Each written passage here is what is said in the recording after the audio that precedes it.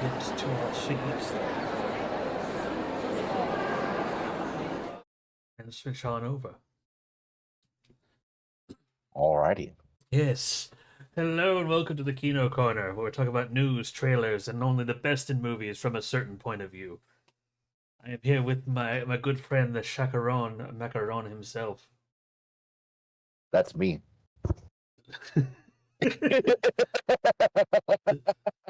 Don't sound too enthusiastic. No. Yes. Well, it's a pleasure to be here. Pleasure to be on. Yeah. Uh, there's not, compared to the recent week episodes, I should say, there's not as much to talk about. Not that dinosaurs isn't a topic I can talk about for hours, but it's mostly because like the trailers and news around it hasn't been as plentiful. There's no like Geeked Week or anything to just flood my workload in You, preparation. you honestly have to admit that dinosaurs are probably a pretty old topic. God damn it. Yes, Griffin, it is the Chakaron. Who told you? Griffin, he's in the chat right now. How could you have done this? Well, This was supposed to be a secret. yeah, you broke the secret, Griffin. You know how are you gonna make this It's all up? your fault. Look at you made the bear angry. Look at what you've done. How could you have done this? You betrayed everything that we've stood for.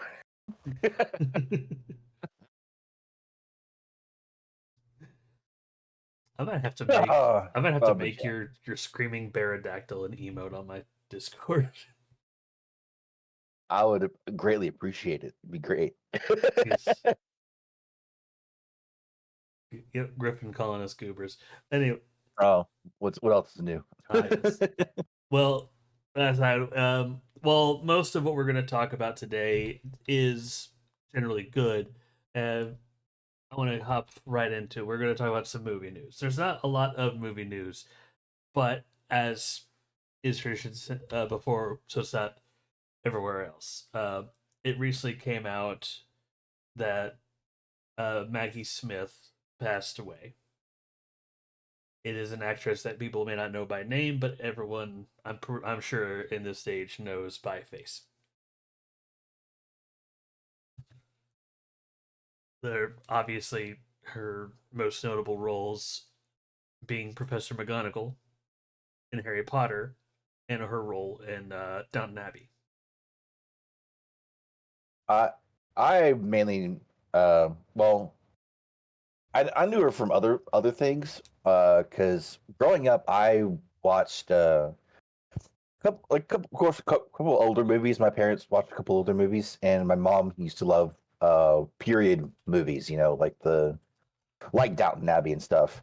And Mhm. she was a very prolific actor in those movies, as well as in some movies I actually do like as well, like Sister Act. Like Sister Act movies are hilarious, and she is a uh great part in those movies as well. She And was a then of sister course act. Professor McGonagall, she's been all over the place. The the prolific actress, and Yes, the world's a darker place if they're gone.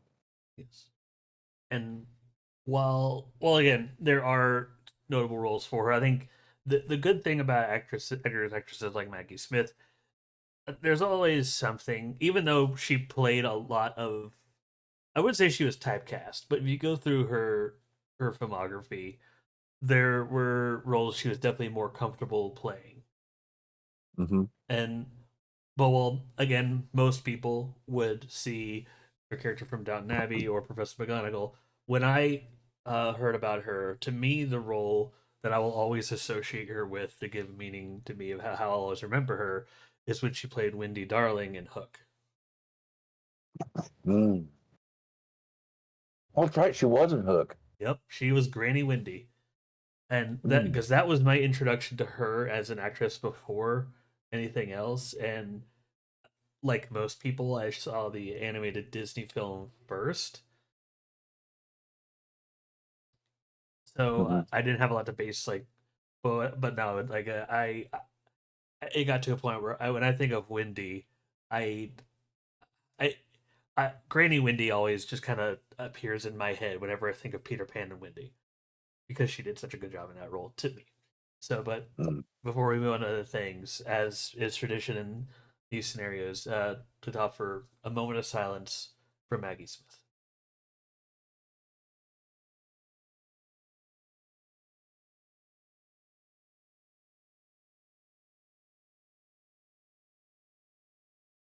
All right. But as mentioned before, not all the news, not all the things we have to talk about today are inherently negative. In fact, the vast majority of news trailers and what we're going to talk about main topic is will be either mixed or positive. To lean into the mixed, I there's the Magic the Mm. Gathering show question mark. I, I add the question mark because on September at the end of September we got the news that it was canceled, and then 3 days later Netflix is like, no, it's back. Wait, we just kind of redid a few things, and they dropped this image like it's going to be focused around Ajani and Chandra. You like Ajani and Chandra, right? I and yeah, that's Mm. basically all we know. Mm. I, I So go ahead. I would say Ajani is probably one of the best planeswalkers they could do the show on because he's, as far as the lore is concerned, he's one of the last planeswalkers now. Um, and he's been in pretty much everywhere. There's so many stories like with that one character. You could make Mm-hmm. hours upon hours of content on just his stuff alone. But then that's what it all depends on how they do it, how well they do it. Uh, Well, they're like that. That's the only thing I could think about is just how well they do it. and if if Um, if you don't know Magic, you don't know why. Like, I know why you're confused. Why I'm confused. Why the how would you do it? Despite it being a card game, there is extensive lore in Magic. There's very good lore in Magic, very interesting lore in Magic. Ajani is one of those characters that has one of the more interesting and thematic backstories. So how they broach this at what point, yeah, it's kind of important, and I'm kind of surprised it's not about Jace. I think that's both a good and a bad thing that it's not about Jace. Yeah. It's good, and part of my humble opinion, because Jace has too much fucking screen time anyway. I mean, Jace Uh, basically is the and Batman of Magic the Gathering at this fucking as the point. yeah, pretty much. As the face of Magic the Gathering, Jace kind of like even with my misgivings about his role in the card game, Yeah. even I have to admit that in the terms of the lore, he's kind of a linchpin. A lot of things happen because of Jace. Yeah. A lot of things are either set in motion or put to a stop because of Jace. You can argue the same for Johnny, but Yeah. Johnny as well. Like, Ajani's mm, kind of like he's constantly just thrown into the shit. Like he's never yeah, yeah. yeah, he doesn't really put himself into it, or unless uh, he's dragged into every situation. It feels like, Yeah. or he leaps in himself because someone else he cares about is dragged in. While Jace, is all the above. He is causing the situation. He is the situation. Um, he's caught up in the situation, or someone else he cares about is dragged into the situation, Mhm. or he's just there. Yeah. There's a lot of things that Uh, yeah, there's a lot of ways this could go. We don't even know what storyline it's going to be about. 'Cause that's the big thing is if Dajani is part of this and we're doing this at the start, it makes sense to do the Alara storyline. Hmm. But at the same time, Was Chandra even there in Alara? yeah, that's the thing where I'm kind of well, maybe if I were an exec at Wizards and I were to like, because again, we don't know where the setting is. If I were to say, like, all right, what setting would I put this in? What are the most popular notable settings? The two that come to mind that they always seem to fall back to are Zendikar and Ravnica. Yeah. Both of those people have been to both of those planes. If they were going to go to Zendikar, I'd feel I feel like in this teaser image we'd be seeing the fucking triangle, whatever the fucks they are, The Hedrons. Hedrons, yeah. But again, that could be we don't know what they're doing. Um, but that's kind of the big problem I'm having with this right now. The only like real news of substance we have is it went from it's dead in the water to oh no we picked it back up, here's a teaser image, and then nothing. Like since that news about a week or two ago, we've heard nothing, and that's a damn shame. Like that's a damn shame. Hmm. Even Arc, like for all of its faults, like at least gave like updates in their community crunch about like this is what's happening with the show. Here's a few more teasers here and there. They're uh, they're marketing towards the known audience. And I think another thing against it is that a majority of Magic players, I think, either don't know or don't care about the lore. Or Mm-hmm. maybe not a majority. Maybe that's your thing. It's most people, most of the people I know of who play Magic the Gathering, they do care about the lore.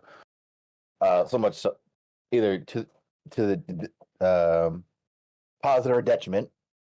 But I know there was a big part of the big audience of the game who takes part in enjoying the game who couldn't give a flying flip about the story beats of the Mm-hmm. cards. They're about playing the game. Mm-hmm. Uh, and while maybe they'd be down with the story being shown, uh, if they want support for this, they got to drum it up. Yeah, They gotta put more out there than besides an image. Because like you could, if you told me that was a deck box right there, like that was like a fat pack deck box or something like that, then I'm like, okay, yeah, that sounds about right. It looks yeah. like a deck box image.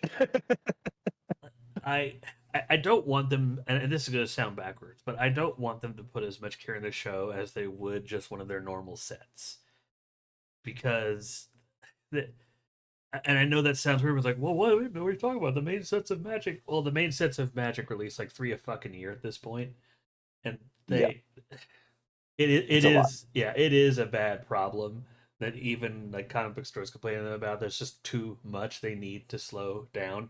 So I don't want them to just mass market up one season and then like a few months later start the second season and then no, that's I want them like I want this to be as good or at least almost as good as something like Arcane.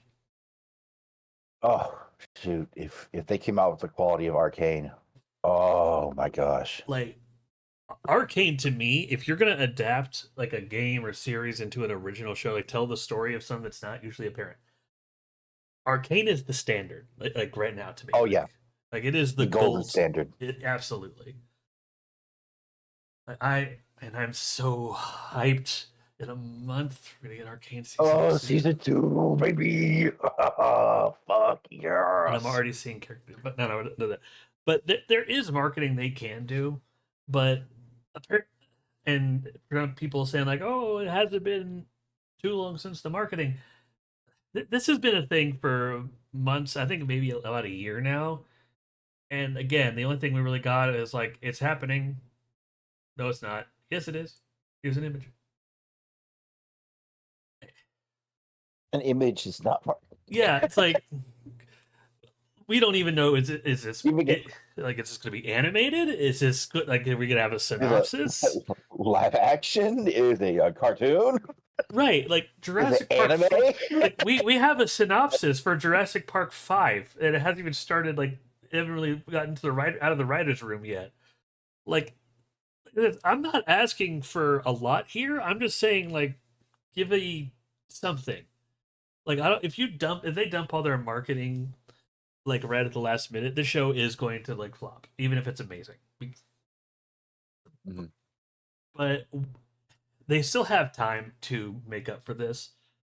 But to get off of that, to move to the next one, the reason I even wanted to bring up the next thing is actually because of the marketing for Magic of what they could do. Uh, Five Nights at Freddy's, everyone's favorite topic. I know you didn't look it up, and I don't expect a lot of people to be excited for the sequel. I watched it. I watched the first one. I mean, I enjoyed it. It's not like movie of the year, but it's fun. But what they're doing for the sequel is actually filming in about a bit of a week now. First off, they're being consistent with their updates. Just like, hey, here's some release dates, here's some new teaser images, here's production updates. It's what we're doing. They're keeping the fans up to fucking date, which everyone should do. But to increase fan engagement, what FNAF is doing, and well, companies don't have to do exactly this, doing something like this. Like, they're acknowledging exactly what made Five Nights at Freddy's amazing at the start and what perpetuated their growth.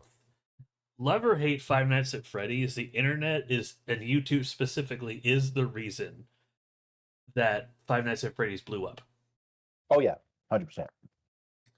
Uh, One group of people, like around game theory in particular, are a huge factor in that. Not just game theory, but other, like, there's YouTubers who specifically do Five Nights at Freddy's stuff. I swear there's enough games now to you could be a Five Nights at Freddy's tuber. That's such a weird thought to me, but That is weird. yeah. Ugh. But in the spirit of people who do theory crafting and just those kind of games, they basically did a game of their own as a mini ARG in preparation for the movie. They released Huh. four pages of the script, separate pages, all of them vastly different. And if you look at page numbers, are different points. And they said, "Hey, one of these is real. The rest are not in the movie. I'll leave it to y'all to figure out." So there's like a little mini ARG for constant fan engagement to figure out which of these scripts is real. What does it mean for the movie? Holy shit! And that just lit a fire under the theorists' butts, and just hype for this movie is now just on a slow burn. And like, genius fucking marketing move. Holy shit. Of fucking course, as part of the marketing of Five Nights at Freddy's 2, they released a damn puzzle.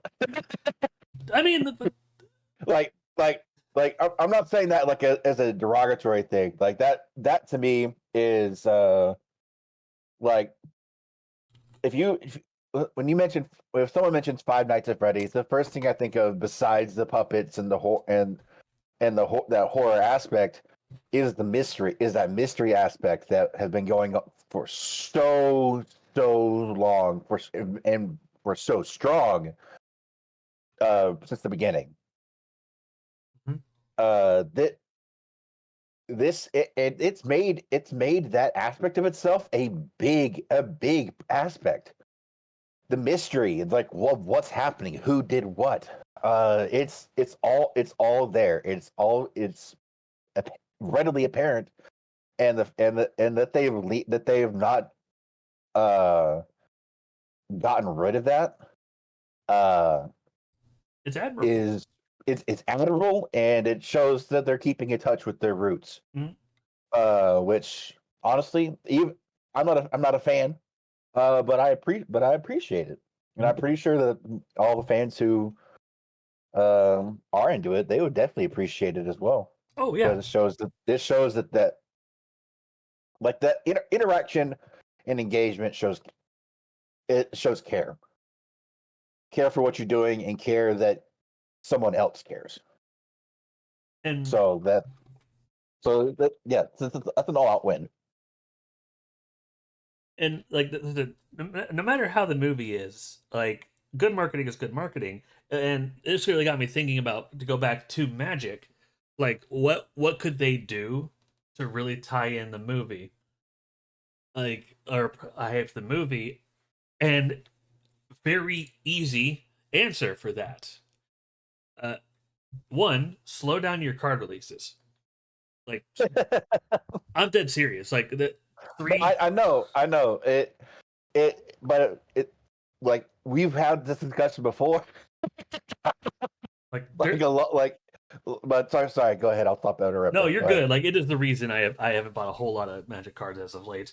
But like imagine in preparation for this, there's like two main sets. One that comes out, let's say I don't know when the Magic show would come out, but let's say we get a set coming up in the fall, whatever, or in the winter, whatever the next one is. I think there's already teasers for it. After that one, there's no set till like summer, and use that extra development time. Maybe drop a commander deck here and there. I think commander decks from time to time are fine. But in the downtime, make either a set or some commander decks themed around the show. And the art on the card is just bits from the show and make them standard legal. And release them before the show comes out. Actually, don't release full set. It'd be better if it was like a secret layer before the show comes out. I would think actually, well, I definitely think the card releases need to slow down a bit. And like the biggest set I knew of being released lately was Bloomborough, and apparently they've released like and that was like 2, maybe 3 months ago. They've released like 2 or 3 other sets entirely Yeah, since then, which it, is ridiculous. it's insane. They're Um, moving too fast.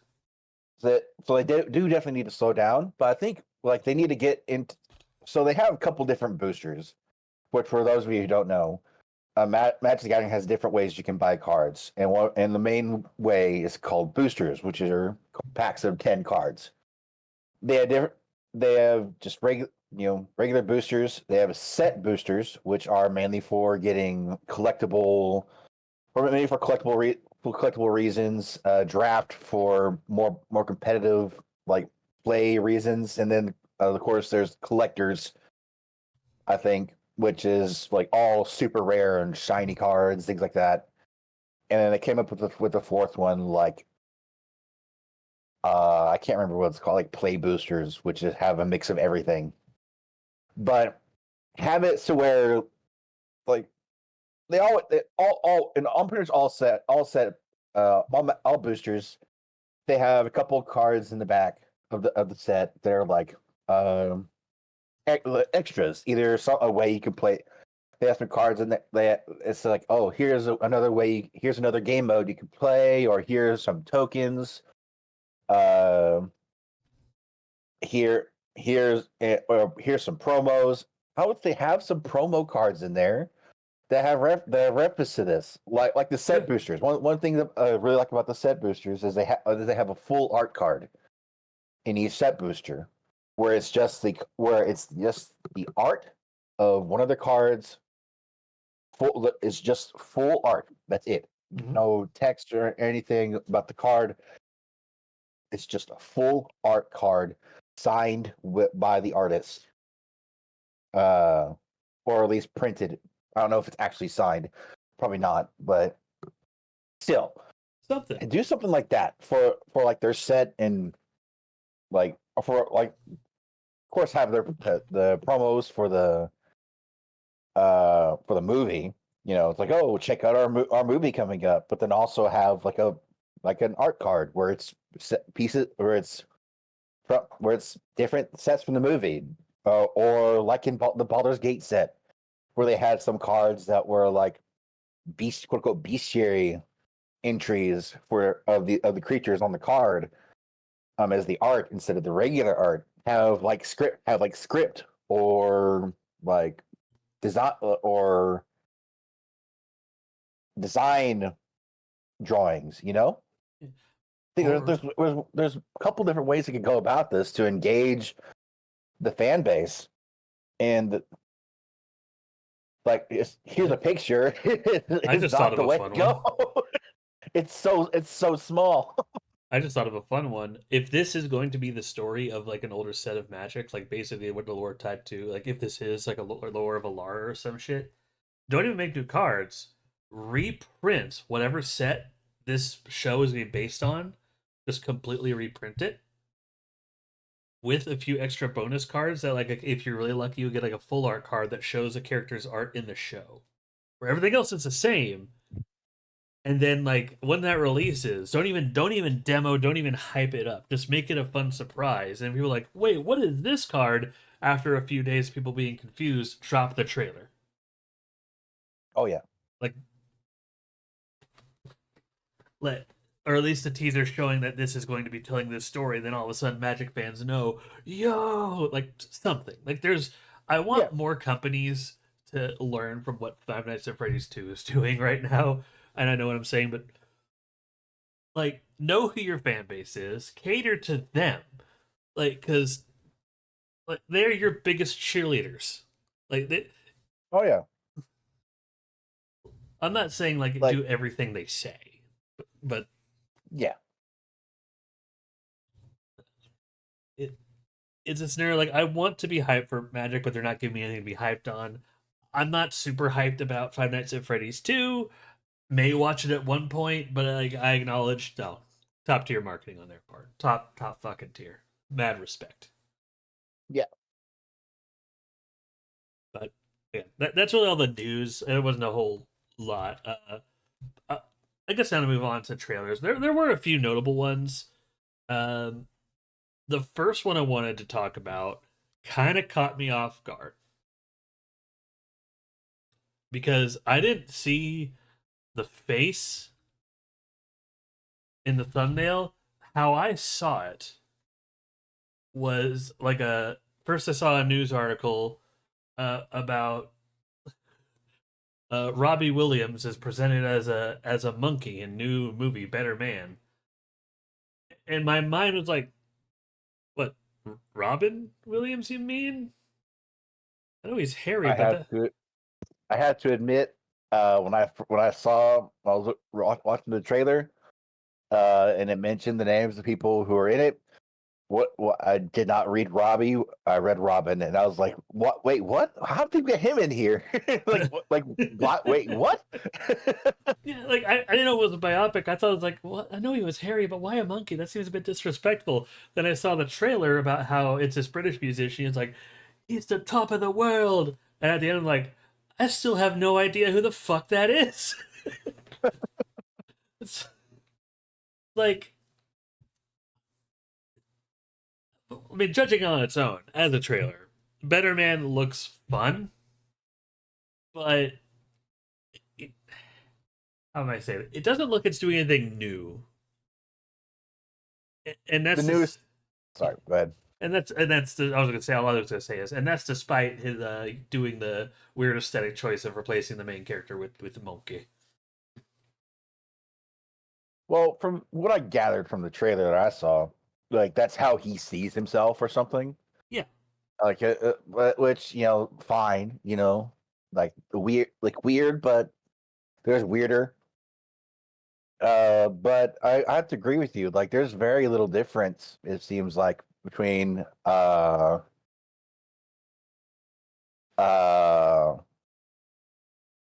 like Bohemian Rhapsody or in this other. and a couple other biopics. Like it doesn't look to be that different. Yeah, I mean, if you're into this Robbie Williams fellow, you'll probably you might like it. right. You might if you're into like good, I guess, animation. I guess. I I mean, guess. yeah, I don't know how else to put it. the ape's Uh, animated good. It just feels like the concept of man is replaced by ape, and it seems to be like the big draw. Like they're counting on that being the big eye catching thing, not only in the trailer but in the concept of the movie. Like people are gonna go see it because it is not man, it is monkey. Oh no, no, and that's just I don't know. I got over that really fucking quickly, personally, but Like they have, they're already making a new Planet of the Apes movie, I think, right? Like we don't need to just show like a couple hundred years in the future whenever apes have rebuilt society or something like this. yeah, That's something. That's what I'm. The vibes I'm getting from this movie. from the say from the apes and it's just people like get okay, look, along. they're really taking to this Planet of the Apes franchise, and they're just running with this right now. Planet of the Apes 6. May the apes take Woodstock.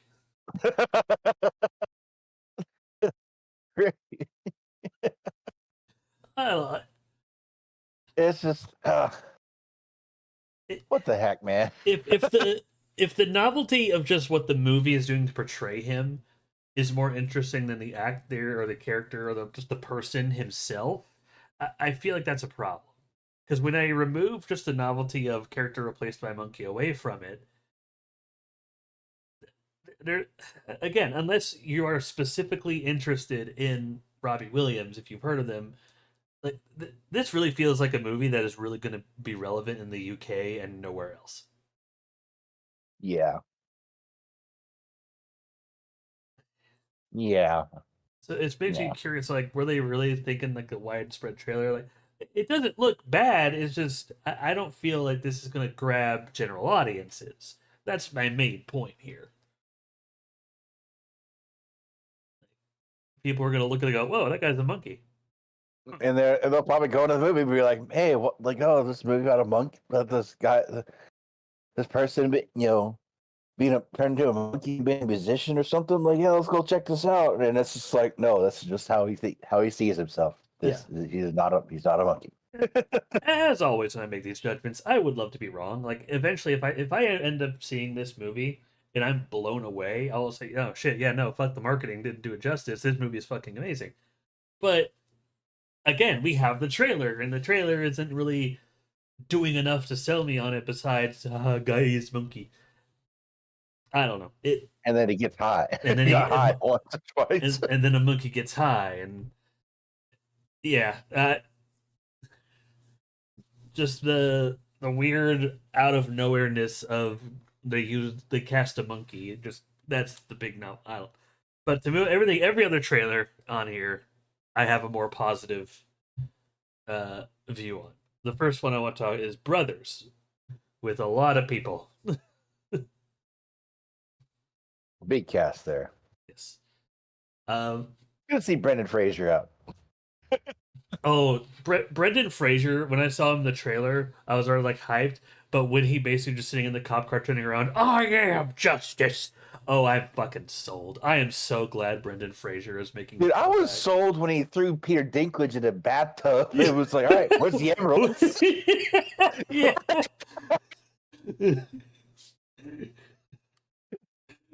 Brendan Fraser's gonna be the maybe villain. It was just peak Brendan Fraser, just like, so, where's the emerald?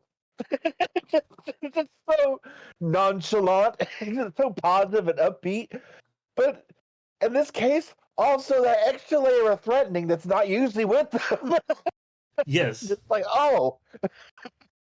I think that's what really makes this movie so jarring, but also so like I can't look away, and I'm kind of intrigued. Everything about like what role each character is playing just seems like an Elseworld tale.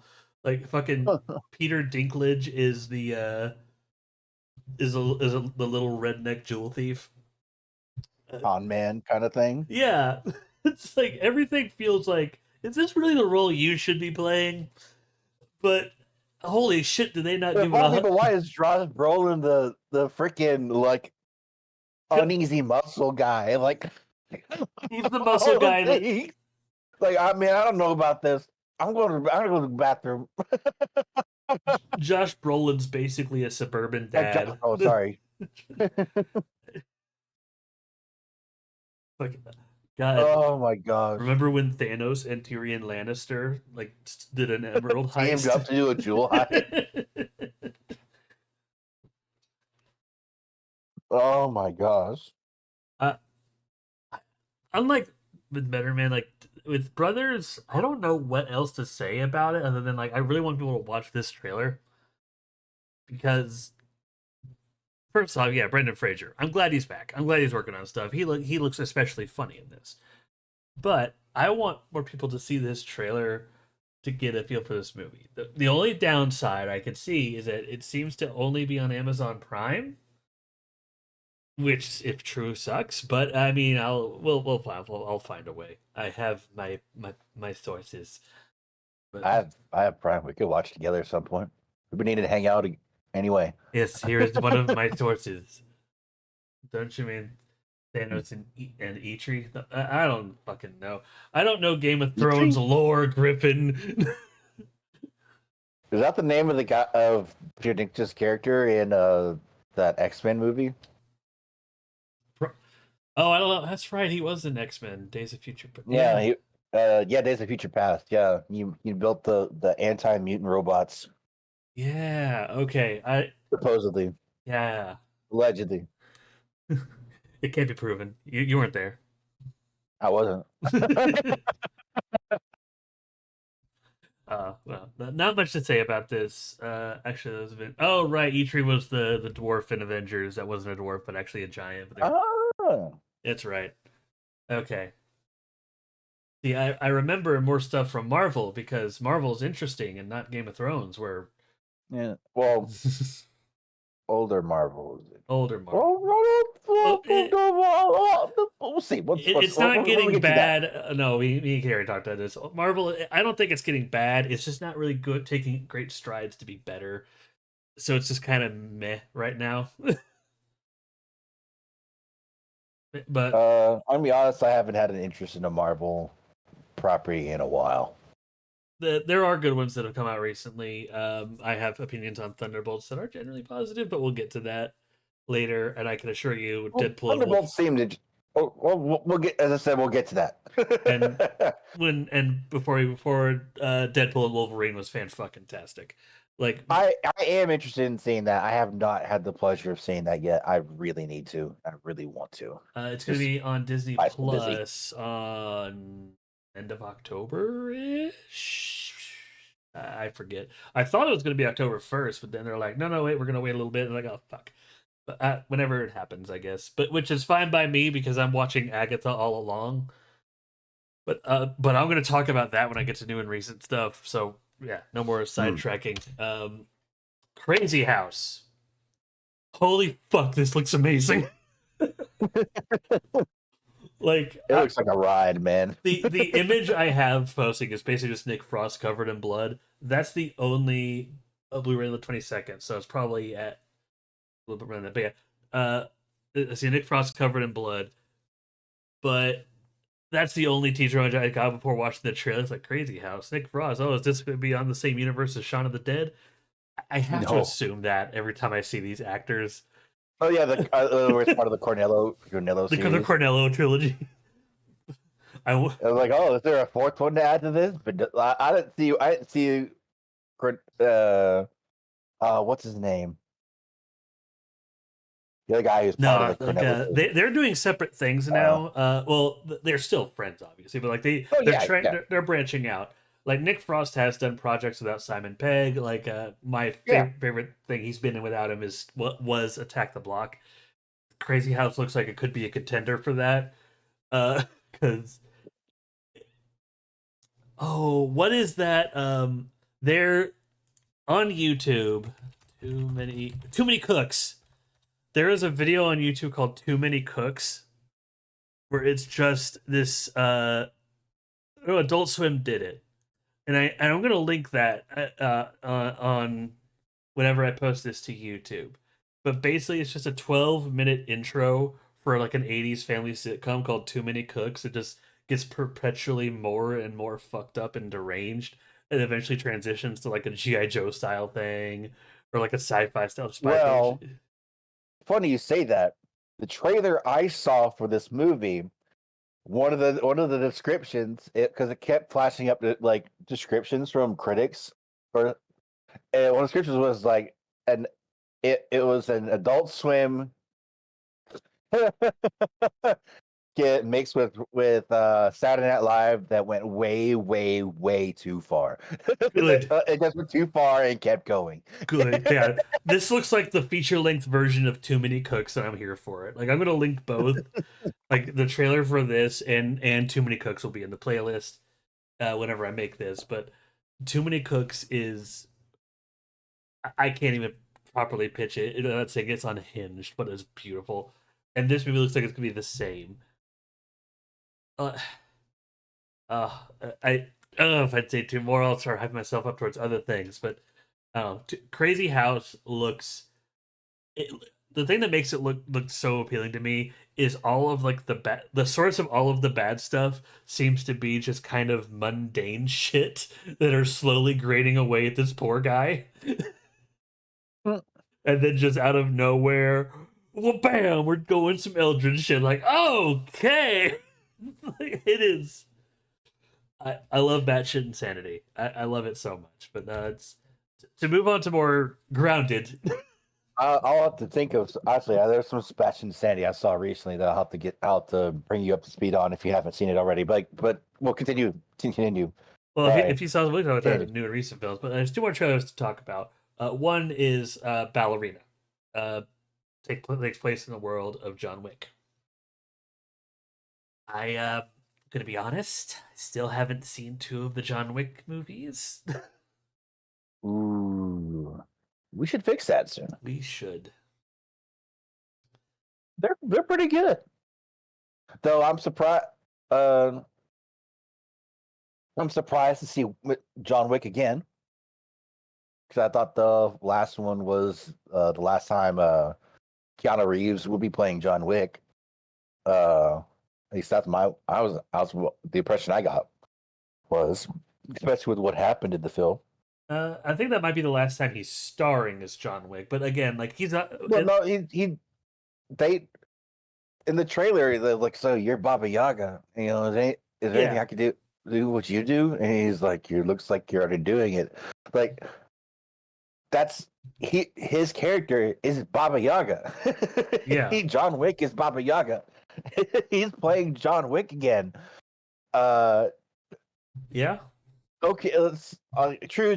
It seems to be it's a minor role. At least I think. I don't know. Trailers are honestly quite deceptive at times. yeah. Like Uh, he could play a role like in the climax or something. But no, this does seem to be about this girl. And I mean, I liked the two John Wick movies I saw. So this looks like it's going to be in that same vein, kind of fun. But I will note the first part of this trailer made me a bit uncomfortable, just with like I feel like they put a lot of weird emphasis on the sexism in the first during the first little bit of the trailer about like women are weaker than men, so you have to do this. Women's role. And I was like, that's I kind of got over because I realized that okay, so that's not how the movie's trying to say. That's what these shitty people that are obviously the villains are trying to say. Okay, well, but that's not what I got from it. That's not what I got from it. I didn't get across like a no, I'm not saying it's trying to be, sexism. but it Uh, yeah. I guess I'm just saying it's not that and it's trying I to be don't think sexist. I don't think it was meant to be like, oh, and just in general, like women are weaker than men. I think it was just talking about if they're trying to raise assassins or people who are going to be counter assassins, then they should be aware of like the physical different the average, which is average wise, men are stronger than women. Not because women are weak. It's biology. Yeah, I Uh, guess what I'm saying is I'm not saying the movie was trying to be sexist or paint these people as sexist. It just the way they presented it in the trailer, at least for a short time, felt a little off, a little forced and cringy to me. Uh, but true. again, I got over that very quickly. I can't see that. It was a little cringy. Like it there there honestly is better ways to go about it than just be like, oh, they will be weaker than you. Or no, that you'll be strong. They will be stronger than you. You'll be weaker than blah blah blah every time. So like, there's no other way to go about it. You got to get dirtier than they blah blah blah and all Yeah, that stuff. And it's just yeah. Like You could that just be yeah. better. Yeah, that part was a bit cringy, but outside of that, no, this looks like if you like John Wick, you're gonna like this movie. Oh, definitely. I That's what it's like. I don't know this one is like. There's not a lot to say about this week's trailers. I think I have more to say about the next one, but like this one, my last thought really is like, if you like the John Wick movies, you're gonna like this one. It looks like, Hopefully. hopefully. It. Do you have anything else to say on Ballerina? Um, it's kind of it's cool to be going. We're returning back to the world that to the IP that John Wick has introduced to us. You know, this world of assassins, the secret world of assassins kind of thing. That's kind of cool. Be pretty neat to see where they take it. Uh, but also, like, as someone who does like the John Wick movies, like, kind of feel about it. Not because it looks bad or anything. Just like, okay, well, we'll see how this goes. See if it's a cash grab or if it's uh the next big thing. You know, we'll see. We got to see more. That's all I Yeah. got on it. Yeah, that's like it. I guess last movie to talk about, which is I think the biggest trailer, the one that it came out like right after last episode. I knew okay, we're gonna have to talk about this. Thunderbolts. Ooh. So going into this, I've unlike I guess a lot of people in our friend group, I've kept up with Marvel stuff pretty well. I was kind of worried before the Thunderbolts trailer came out because by name I kind of know ish what the Thunderbolts are, and I was worried that they were either going to rehash Guardians of the Galaxy or mimic Suicide Squad, and I really didn't want them to do that because if Marvel did that, they would be dooming themselves to me. Just don't copy DC, don't copy what they said. But that is not what I got from the trailer, and to me the most important key here, the most important element to separate it from the like Suicide Squad or Guardians or other things. At no point do I feel like this is a team with proper camaraderie. This just feels like a group of people thrown into this shitty circumstance together and are just trying to get out of it. Yeah, that is definitely the at least in some parts of it. Maybe they can actually come together as a team. Yeah. Like eventually later on. But But it yeah, does seem like it's a group of people who, in some way or another, yeah, I'm just reading what you say now. no, you're good. Like, I obviously there's two of them. Like, if you saw a Black Widow movie, Alexi and can't think of her name, the blonde girl. Um, Yeah. like they obviously get along. The others not so much. And they could do this kind of relationship. Like Falcon and the Winter Soldier, I think did this very well. Particularly Bucky, the Winter Soldier, and Sam Wilson, the Falcon. At the end of that show, they're not friends. They just have a healthy respect for one another. That's it. And I'm just like, so that seemed like maybe that's like the rough draft for what they could be doing here, where these are people who are going to work together to get for this mission to get things done. And maybe I'm misremembering, but isn't this guy in the pseudo uh Captain America suit over here? In the image you have up here on the far right Mm-hmm. behind the blonde lady. Yeah, Isn't he in Falcon and Winter Soldier? he is. Like, isn't he the replacement, quote unquote replacement Yes, for Captain America? and the trailer kind And of from shows like the fall what of I it. remember Yeah. from the show, at least the last I saw of it, he did take the super serum, and he kind of crazy. Yes. Now the one downside is because of his just existence in it, I would consider Falcon and Winter Soldier, possibly Hawkeye, for but not maybe not so much as required viewing, which is a whole problem with Marvel. But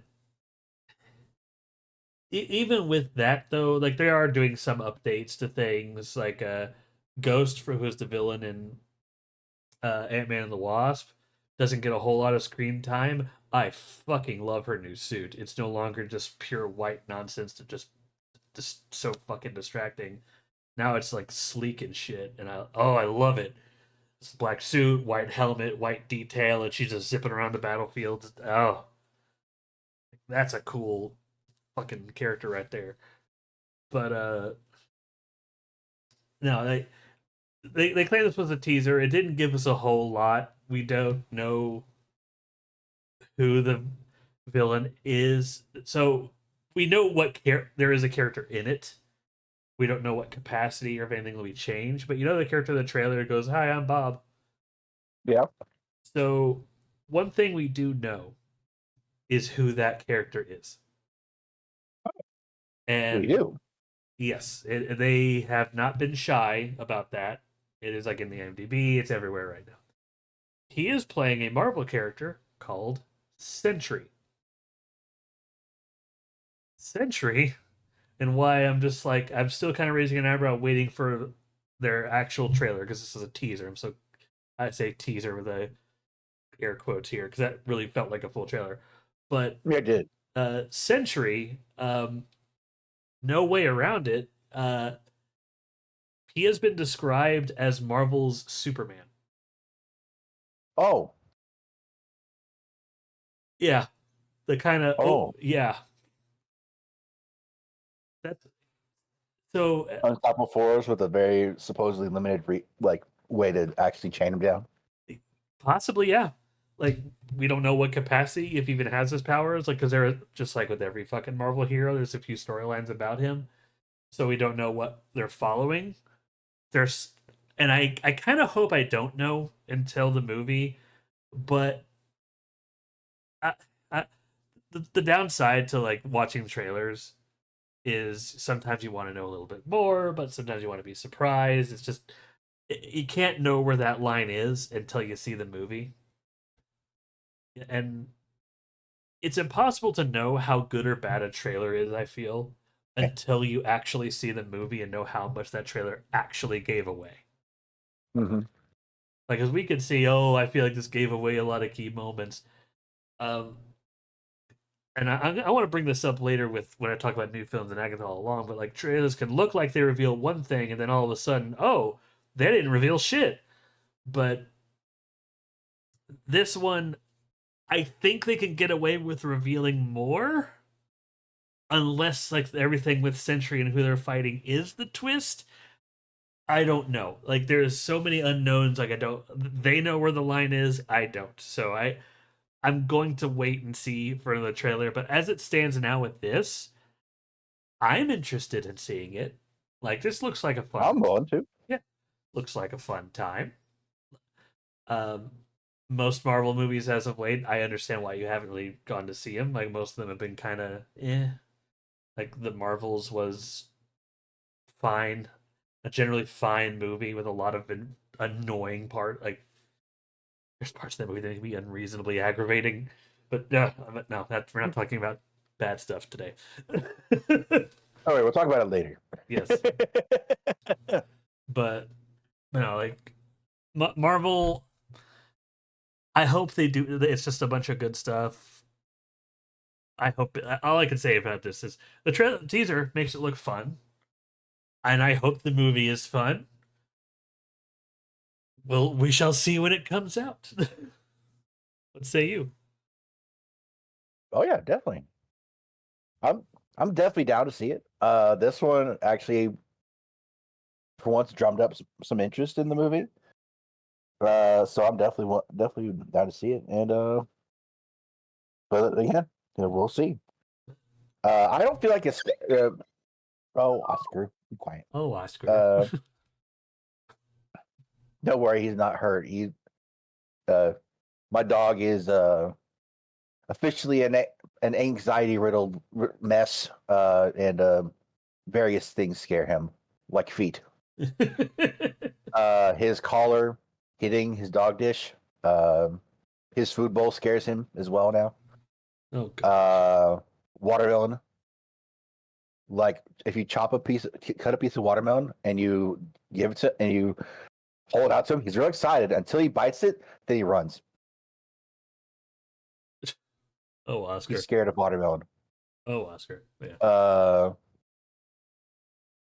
and I guess somehow my petting scared him, and that's why he squealed. But yeah, poor baby,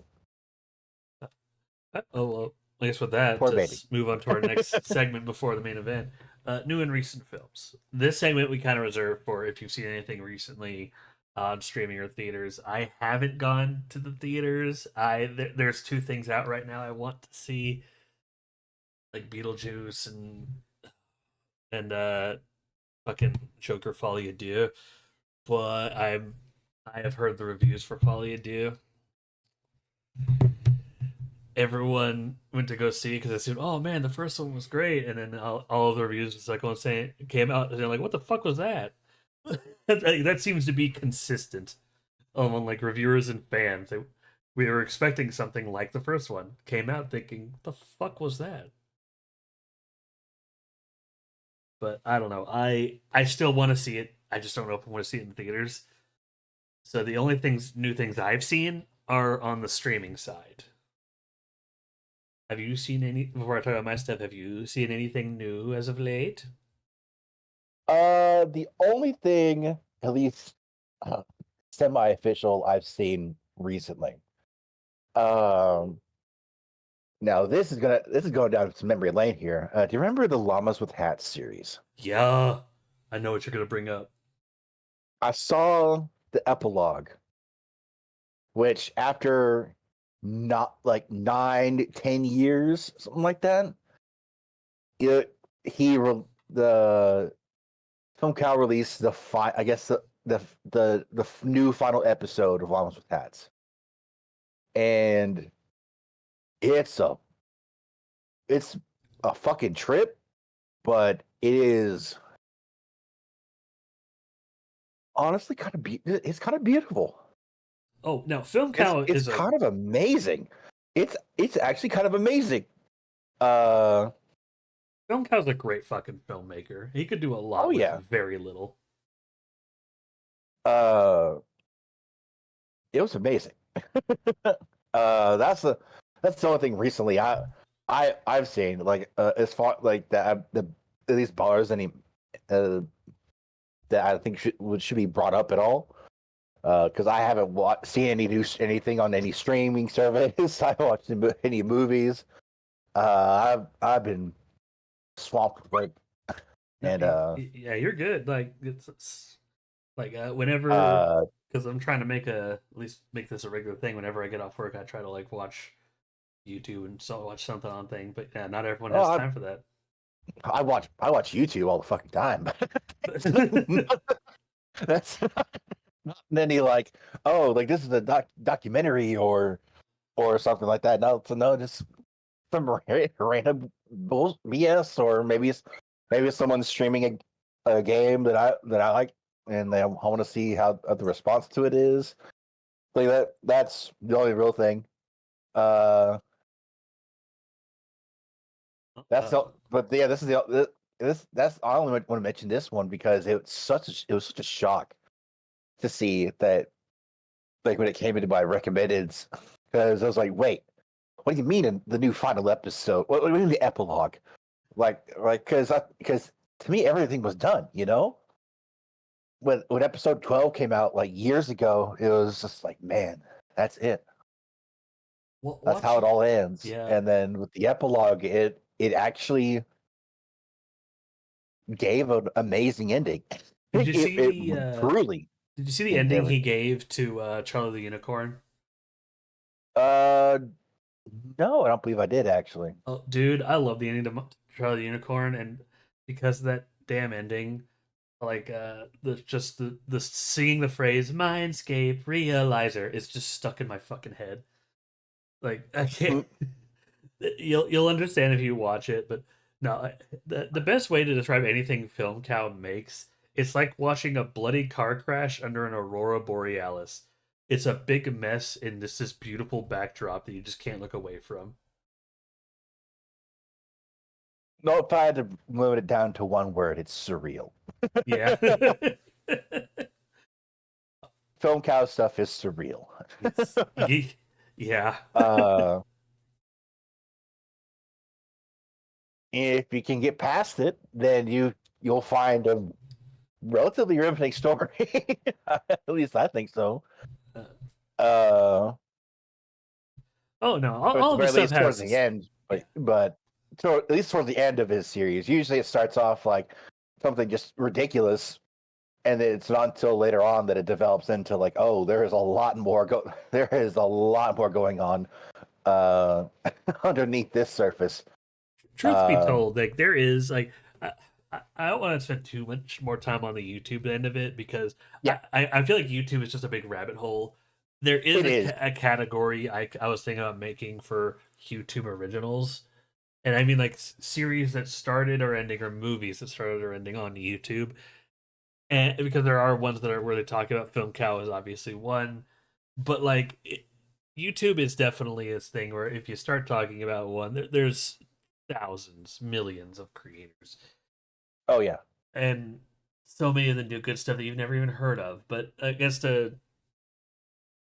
I want to say film cow is good, and I think you're right. Like if you have want to see his stuff, highly recommend the channel.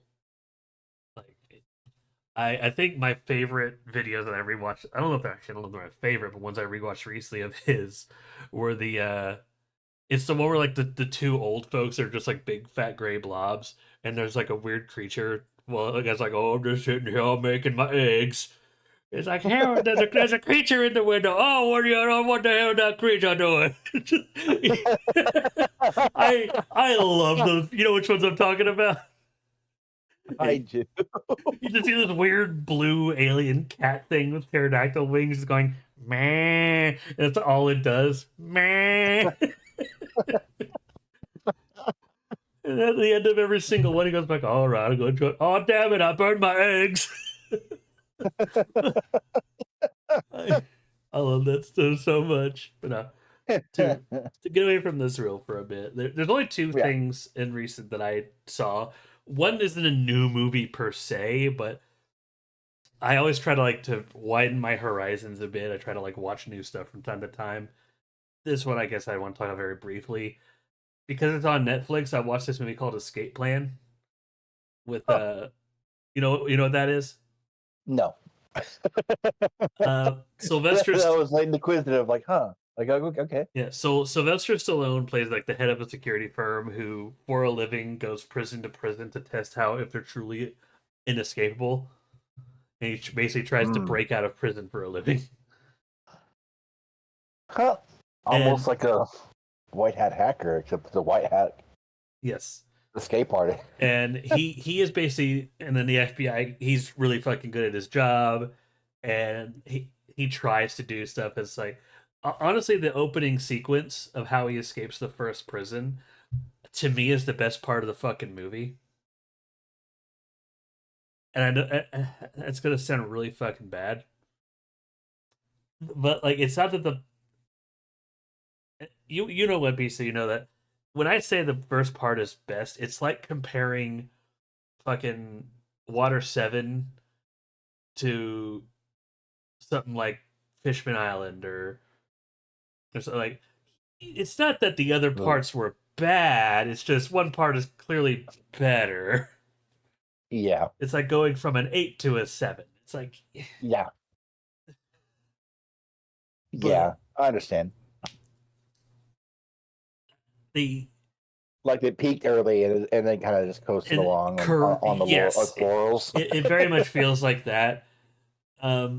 But there, the I do have a few. It is a fun movie. It's on Netflix to watch, but I do have a few minor things where my over observant ass was just like, "Hey, wait a minute," about certain parts of the movie.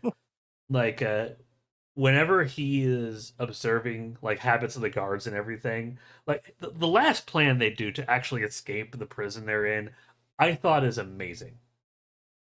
Like to the point where like okay, so we can't do this or this, and like to I guess to spoil one aspect of their plan, just like one of the smaller aspects, but still impressive. The guards in the prison they're in, they wear like black emotionless masks. They're full Mhm. body here, so you cannot. There's no physical identifier, and they frequently change out the guards, so you can't really keep track of like who's who normally. However, so after like days upon days upon days of observing, he tells Sylvester Stallone tells his cohort Arnold Schwarzenegger, because they're in the fucking movie together, they have to be. Uh, Kind of as my process works, that even if they are different people, if two certain people are together, there's certain habits that they will do. So like they started to notice some recurring people, some recurring like habits, and just like and gave him nicknames like, oh, okay, this guy really likes to go look to the left during certain times. We're gonna call him Twitchy. This guy really likes to, and he started like kind of making the habits of certain people to kind of like at the time. Like, yeah, they don't know who that is. They don't need to, but like that part of the movie, if you're like a puzzle solver, if you like that kind of in depth, kind of logical thinking, for the most part, those parts of the movie are perfectly fine. But there are also moments where, like, again, Sylvester Stallone and Arnold Schwarzenegger are walking along discussing their plan. They walk right fucking past a guard, and all I'm thinking is, that guard's just gonna tell the fucking warden, dumbass.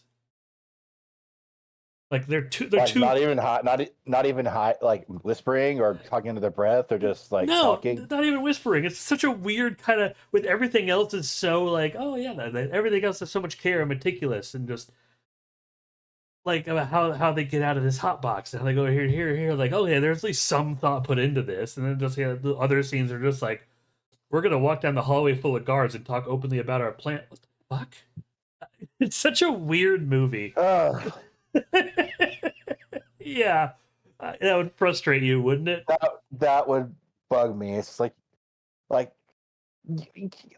one hand, I understand, like people actually don't aren't like people pay a surprisingly little amount of attention to someone else. Yeah, Uh, uh, but at the same time, there's kind of a limit. yeah, If you're in like in the middle of a big crowd, like just talking to each other, yeah, like maybe you can talk a little bit, just about pretty much anything, and maybe you'll get one or two weird looks every once in a while. But uh, but come on, man. yeah. I, I do recommend it. It's a fun watch if you're gonna go in knowing that like some of it is kind of stupid. It is a fun watch. I mean, it's a Sylvester Stallone, Arnold Schwarzenegger action movie about escaping a prison. Then yeah, then honestly, my expectations would kind of be kind of low. Honestly, not that it's a bad thing. It's just Yeah, like when your expectations are there, the good parts that are in because there are good parts in the movie do shine, and the bad parts are forgiven easier. But the bad parts are there. I don't know. It was a fine movie. Um, the other thing I did watch is a Marvel thing. Uh, it's not finished, and I don't want to go into too much detail. But Agatha all along. what I is that? so there is a show called WandaVision. Where Yes, have you seen WandaVision? I have not. So in the end of WandaVision, there is this witch called Agatha Harkness that turns out to be a villain in the show. Spoilers, but at the same time, it's been a while. I am sorry. I don't want That's to. okay. I don't want to spoil the nature of Agatha in that show. I don't want to spoil everything she does in that show. I'm only going to say she exists. But WandaVision is 100% required viewing for Agatha all along, Mm. which is a strike against it. But like the, I'm not going to say why this is a big deal, but the first episode of Agatha All Along is almost entirely cast by people. I think first episode and a good chunk of episode two are cast entirely by the exact same people they used in WandaVision in that town, which is a Mm. fantastic fucking touch. But this story particularly is about Agatha trying to do something in this place called the Witch's Road. It's wholly diving into the world of magic and in Marvel about witches in particular. Like in Scarlet Witch, you have Agatha Harkness. That is a whole thing in Marvel that we just kind of only dipped our toes in a little bit with Doctor Strange. Mm. When I saw the trailer, I was kind of worried that they just straight up revealed, "Oh fuck, Mephisto's in it." Well, god damn it, because there is a part in the trailer where you just see this big fiery red demon just with the arms stretched out in front of all the characters. I'm just like, oh fuck, I don't. Uh, that is not Mephisto in the trailer. In fact, I'm pretty much caught up to everything they showed in the trailer. There's 4 episodes out right now, Mm. and outside of me knowing what the setting of the next episode is, I don't know anything what's gonna fucking happen, which is fan fucking tastic. Like I said earlier, like you don't really know how much a trailer reveals until you see the show. Like now that I see, like, oh, okay, so they basically showed us enough to understand the first part of it and give us a guess of what's to come. Perfect. But Agatha all along, I went in, I was not expecting anything because Agatha Harkness, amongst the pantheon of Marvel heroes and villains, was just kind of there to me. Mm. And so I went, it's like, I don't know, I'll give it a shot because, I mean, Loki was a fantastic show. Like, Marvel can do good shows. Going in with like little to no expectations, I am having a good time with Agatha all along. What really helps it for me is I'm a sucker for good music,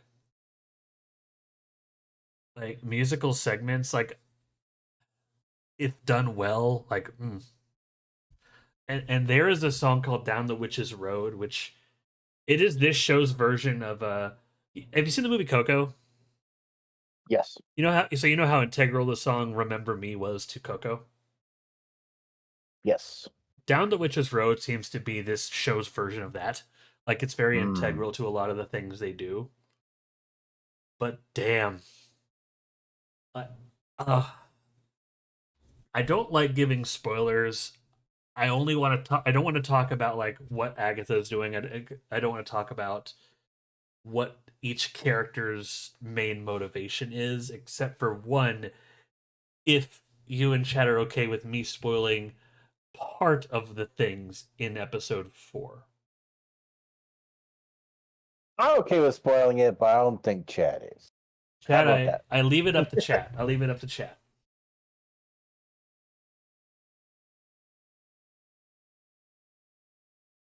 I'll leave it up to chat. While I talk about that little spoiler reveal, I'll just talk about the quality of the song. The song is just called "Down the Witch's Road." It's a good fucking song. It's, like honestly, there's not much else to say about it. But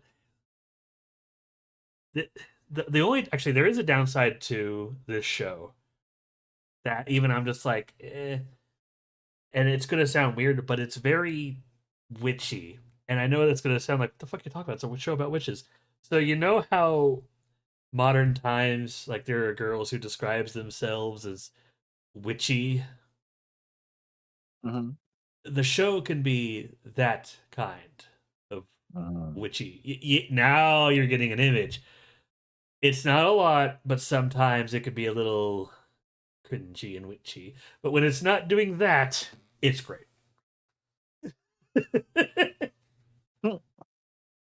um, I'm hearing no response from chat. Like I just need to know. Yes, I want to talk. If I don't hear anything soon, I'll just move on. But because in general, I also don't want to go too deep into it outside of maybe episode 4 of Title House because this does seem to be it's not better than Loki. It's not the best show they've ever put out. I and I don't know if I like it better than something like Moon Knight because I did like Moon Knight a lot, but it's definitely adjacent to something like that in my opinion. This isn't the show that's gonna make me go, oh shit, Marvel's back. But definitely a good Halloween watch, that's for damn sure. Oh, plus Aubrey Plaza or Audrey Plaza, whatever the fuck her name is. She's doing amazing so far in this show. Excellent. Oh, no reply from chat. So I guess yeah, I won't spoil what happens. I want to talk about it, but I'll probably talk about it in private time outside of the podcast. Go watch Agatha all along. First 4 episodes are out. They are released every Wednesday. But so far, what I'm seeing, It's better. I wasn't expecting hardly anything, but it's giving me a little something. It's giving me something that's pretty damn good. Hmm. Yeah. But to move on to the main event, dinosaurs. Hmm. So I didn't know what to expect with this theme. Because usually the themes we've had up until recently, it's like we could latch on to a specific director or like a specific like, oh, we're gonna talk specifically about Godzilla. Oh, we're gonna talk about specifically about Tim Burton. I just put dinosaurs just on a whim, just kind of fuck it, dinosaurs. I didn't. I think I watched like two movies in preparation for this, and I made sure they were very different.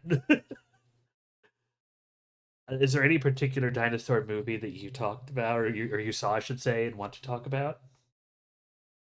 I saw a dinosaur movie a long time ago. Or I say a long time ago. It was only a couple years ago. Steve, back then, I was living in a certain situation with a couple friends of mine. We rented a house together, That sounds like a bunch of nerds. and one of them liked to watch uh, monster movies and such. And he put on this like movie from I think it's like the 70s, maybe 80s. I know what you're gonna bring I up think because the that movie was was what I was gonna called bring Last up. Dinosaur or something like that. I Legend think. Legend of Dinosaurs and Monster Birds. Hell Yeah, yeah! something like that. Legend of Dinosaurs and Monster Birds. And and it was an old, monster movie, uh dinosaur, uh uh this dinosaur came from, like hibernation slash, being buried underground or some shit. And this fucking monster bird came from I don't know, I can't remember where, and they were fucking fighting. Those And shittiest all of a sudden, effects. it's in the middle of all that happening, a fucking volcano, like earthquake slash volcanic eruption happens. The main characters are there, trying to get across this volcanic gulf. One of them falls in, The movie just kind of ends. and, and then the volcano blows up or some shit like that, and the movie ends. Yeah, The dinosaur and the monster bird were on screen for less than 10% of the movie. because they are legends. You see. The movie had nothing to do about the damn dinosaur. No, it did. They were there for a little bit, but I, I That's the movie that came up with for of course. Oh, like of course I thought of Jurassic Park and Jurassic World and all that stuff. But that's the second. But immediately it was like, oh yeah, that fucking movie. yeah. I that's one of the movies I Like, rewatched. It has a terrible oh ending, fuck. Like I swear, I remember after first seeing it, I had like an hour rant. dude. You remember? I had like a 30-minute to an hour rant of just like, I am glad you said that though because I said that is actually one of the movies I rewatched in preparation for this because to me that movie will always be a guilty pleasure for me for no other reason than there's two reasons actually. One, I do legitimately like the effect and how they shot the plesiosaur. I like that they were smart enough to do with low angle shots and keep it hidden most of the time. Most of the time. But the other side of it is holy fuck that soundtrack is funky. and that too. The damn music didn't match up at all. It's like this folk band just gonna go wild and do what they want, and they just put it over this movie. It didn't match up at all. I'm tempted to play the one Oh my song, gosh! but I don't want to get any like, copyright trouble on Twitch, so I'll add Yeah, that to the playlist as yeah, well. just add it to the playlist. Let it be a random fucking. There'll be a whole bunch of trailer. This is gonna be the most. Whenever I do a playlist for each podcast, it's usually just the trailers we talked about, and then sometimes a random video or trailer we talked about during the main segment. This time I'm already including fucking Too Many Cooks, and now the Legend of the Dinosaurs OST. Fucking llamas with hats. Llamas with hats. This is going to be the most disjointed one to date, and I'm here. And And this was supposed to be about dinosaurs. What the fuck?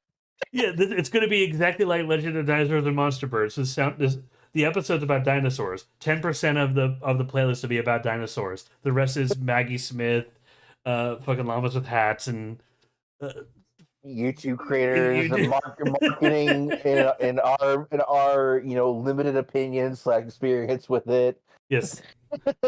Oh, I uh, no that is I that's a movie that I recommend as well. But it's not a good movie. If I were to look at this no. objectively, Legend of Dinosaurs and Monster Birds is not. It's better than other bad movies, but it's not that good of a movie. I love that movie because I love creature effects, because I love just this, I'm so disillusioned to anything bad that could be associated with those kinds of movies.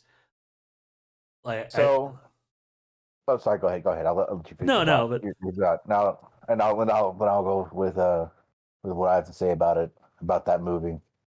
I'll say it's like I'm disillusioned at anything that can be that the general audience I should say would see as kind of bad or dumb. To me, I just kind of give it a pass. I'm just like, oh man, I have this very high suspension of disbelief when it comes to like certain creature effects and giant monster movies that most people Mhm. do not have. My thinking on that movie is is as you said, it's not a good movie. Uh, but honestly, I like it more than the. So, do you know about that night the King Kong movie they made in like the 1980s? I think it was. Oh yeah, King Kong Lives. Chris King Uh, Kong and King Kong Escape. I don't remember. I don't remember the names. it and they basically try to do a rebrand / uh revamp of King Kong, Oh, so you like and this more than the '80s King Kong? With yeah, oh, because really? that yeah, because for one, in that movie, I can understand what they're trying to go for, more natural, like a more real world approach of why they would go to this island. Like, oh, this is, they're looking for natural gas or something like that. They're looking for oil, fuel, fossil fuels, things like that, and they got the readings from the island as if the King Kong's readings from the island is like, oh, that's must mean there's natural gas there. Okay, cool, that's fine. I don't mind that. It's just, for one, uh, yeah, there's always been the theme of King Kong falling in love with the lady and all that stuff, or at the very least becoming attracted to her. This never before came up, or he's like fucking perving on her or some shit like that. Yeah. Like at one point, he's holding her and he like fucking puts her under a waterfall or something like that, and then maybe it was an issue of like the facial animation that they did of King Kong, but it like it was a straight. It just looked like it was a straight just like like it was really sleazy looking, like like Pretty ugly lady, give fucking me look. big boner. Yes, exactly. It's like, she wet now, and then they take off the dress, and then uh, when he kidnaps her and everything like that, yeah, goes top the Empire State Building, gets shot off, all that other stuff, and the guy comes to rescue her and everything like that. Yeah, he's late because he's trying to get to the top of it. He's not a giant ape. Can't climb a fucking skyscraper. Uh, and the lady ditches him. She's just like, no, like no, I can't be with you or some shit like that. It's like, wait, what the fuck? that Yeah. that that that you mean that was on the table or some shit like that? It was all over the place. They turned into a message against like climate change and all that stuff. It was a fucking clusterfuck. It was a clusterfuck. Yeah. Uh, a product of its times. Uh, Yeah. I Now think back to dinosaurs. yeah, back to dinosaurs. Well, that movie has dinosaurs in it. Like Skull Island is like a King with Well, King Kong movies in particular. Like when you go to setting for Skull Island, like even way back in the fucking 30s, there has been dinosaurs on that island, yeah. and then maybe it's one of the point on my list because like the two movies, as I mentioned, I saw two movies in preparation for this. One was Legend of Dinosaurs and Monster Birds. The other was actually Valley of Gwangi, an old movie. Great fucking movie. Great fucking Mm. movie. But if it did make me realize because I was looking at the list of dinosaurs movies, what I wanted to watch. It's a long list, but we have this broad, just kind of this broad appeal of dinosaurs in just every form of media, video games, etc. That like, how am I gonna explain this? Okay, so whenever you're a kid, you always have like a collective groups of interests. Like one, oh, maybe you're a kid who's into space. Like you love stars, you love planets, you like learning about spaceships, everything that goes with enrichment fields. Maybe you're a kid that likes cars. Like you want to learn how to build a car, you want to ride a motorcycle, you like want to drive real fast. Like everything it has more of a broad appeal, and you could be a kid that's into animals or you're into dinosaurs. Like dinosaurs are just seen as always their own separate thing in comparison to every other category they could feasibly be a part of. And they're like Hmm. this mythical spice thrown in movies to just make it more fun. At least I think that's how they're seen. Does that make I don't think, sense? Yeah. yeah, it makes more sense. Because like in preparation for this episode, instead of watching movies, I wrote a list of like the first couple movies that come to mind whenever I think of dinosaurs. And of course, I wrote the Jurassic series, like Jurassic World, Jurassic Park, uh, 2 and 3. Uh, then of course the Legends of Dinosaurs and Monster Birds, and then also I thought of King Kong, which is also one reason why I brought up the '80s King Kong and how I didn't like it, because I like the other two. I like the other two King Kongs I've seen. The original King Kong was great. Mhm. Sorry, the other three King Kongs I've seen, because I did see the one with Jack Black in it, which also had dinosaurs.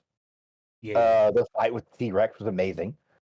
Like it's a big point in the King Kong series. Just having that fight with that T Rex is awesome. Yeah. Uh, and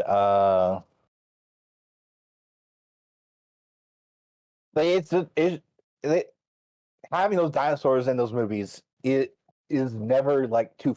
It's never a bad thing. Yeah. I feel like it. Just as you said, it definitely adds a big fun factor. Uh, because in a way they kind of are mythical creatures to us. Mm-hmm. I feel like, because yeah, we have their skeletons, and we can go see them in museums to see their actual size compared to us. Yeah. We've got all sorts of research and everything about them, but we can't. The closest thing we can see to them is like monitor lizards and crocodiles, It's which like cryptids that aren't we the can same. prove exist. Yeah, they're the cryptids we can prove exist, and that makes them the myth, in a sense, myths that we can believe in, that we know were real, uh, that we know were here because we have the proof. And no matter what anyone says, they're like, we've got these bones, like we dug them up and everything, carved them out, like we freed them from the rock ourselves. They were there. Yeah. Uh, but again, we also don't know exactly how they work. So any media that shows them uh is in a sense free game. Like it now I'm just rambling, I'm sorry. No, no. I had a point, but now I'm just No, it's fine. Like honestly, I've been trying to think of like dinosaur movies in general as well, and Even if there's a dinosaur movie that I could see is bad, like it's a movie that is just dumb or bad, the existence of dinosaurs makes me at least want to partially watch it. Yeah. Like I can't think of a movie that defies that. Like I don't know of any movie that just has dinosaurs in it that I just no, I don't want to watch it. Like even like bad films, like a few episodes ago we talked about Roger Corman. He did Carnosaur, which is a weird blend of like Jurassic Park, Alien, weirdly enough. Some weird, actually, it's a weird mishmash of bullshit. But like, I mean, there's a scene where they have to stop a T Rex with a construction equipment and they win. It's like, and then there's dinosaur chasing. It's like, damn, just dinosaurs are so inherently cool that on one hand it causes some filmmakers to think, oh, but it's dinosaurs. I don't really have to try. So that's why there's probably so many bad dinosaur movies. But then when they do try, when we do get a good dinosaur movie, that's when we do get to things like Jurassic Park. Oh yeah, like it have to say that if possibly there's any directors, future or present, that listening, please do try because it fucking shows if you don't. Yes. Because I just remembered a dinosaur movie. Because honestly, my list of dinosaur movies I thought of is honestly very short. Yeah. Yeah. 'Cause I don't know of that many dinosaur movies. I feel like, or at least movies with dinosaurs in them. Or at the very least off the top of my head. But the ones I can't think of, I think of almost all of them positively, except for two. Mm-hmm. One is that Legends of Dinosaurs and Monster Birds. The other is I. Here's how you're gonna tell it's not very good. I saw it on fucking the So, Sci-Fi Channel. so you cut out a bit when you said the title, but you said Sci-Fi Channel. I'm like, oh no, this what could this be?